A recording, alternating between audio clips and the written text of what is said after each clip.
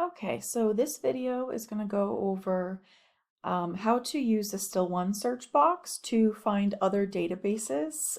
They're all going to be EBSCO databases, which is what Still OneSearch is. But how to find specific databases to do more of your complex search strings for your scoping review or systematic review.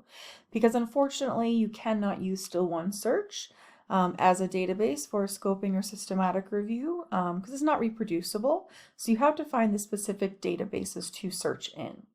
And so there's a pretty easy way to see what other databases will pop up and where some of, articles are showing up in. So it's going to be pretty easy. You can either type in your search right here, and we can do a very basic search, just like, two of your concepts together, reading and dementia. For example, we can do in the search box right here, or you can hit advanced search. Either way is fine. Let's hit search.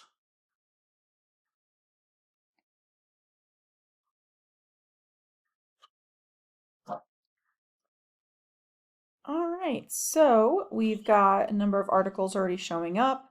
We can, of course, limit this to source type if we want to make sure no books are popping up. But, our first articles that we see anyways right now are going to be, or first results are going to be articles. So there's two ways you can do this. If you look article by article, which you could do, that is a possibility.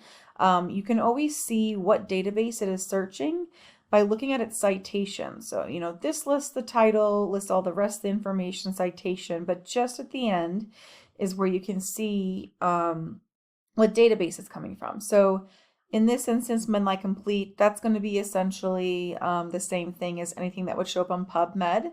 So that's not going to be too much different. So you'll already be searching PubMed pretty much because we recommend that for any type of scoping review. So no big, no need to go and do that search either, Medline Complete. It's not going to be really any different than PubMed. But if we scroll down here, we can see this one is APA Psych Info. That would be a good place to look. The next one is APA Psych Info as well. So you could go article by article, but that's a bit, cumbersome and honestly unnecessary, when what you really could do is if you go to the All Filters button, along the side here pops up a menu and we can go and scroll down to Content Provider. So if we take a look at here, this is actually going to show us how many articles of this whole results list are in each of these different databases. So this is going to give us a great idea of where else to search. So that top result is APA Psych Info, which is really good to know. So clearly that's a good place to search. Medline Complete is the next one. As I said, all that's going to be in PubMed. So PubMed's a great place to search. The one I would kind of ignore, unfortunately, is the complementary index. It's a little confusing, but it's not truly a database. So just kind of ignore that one.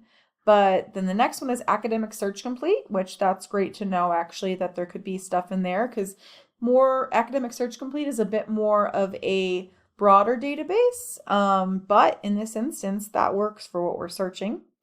CINAHL comes up, Scopus comes up as well, and you can hit this button and see every single other possible database is going to pop up as well that you might want to search.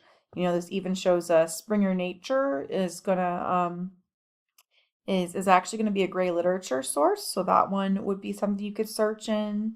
A little bit further down, there might be some that show up in education source, health and psychosocial instruments. There's a couple different options down here. So really, this is the best place to take a look to, if you're not really sure what other databases to add besides, PubMed, and you're kind of disappointed because you had done a search within Still OneSearch and got good results. Well, again, you can't use that for your scoping review, but you can use one of these other databases that are popping up. So this is a great alternative or way to figure out what platforms to use.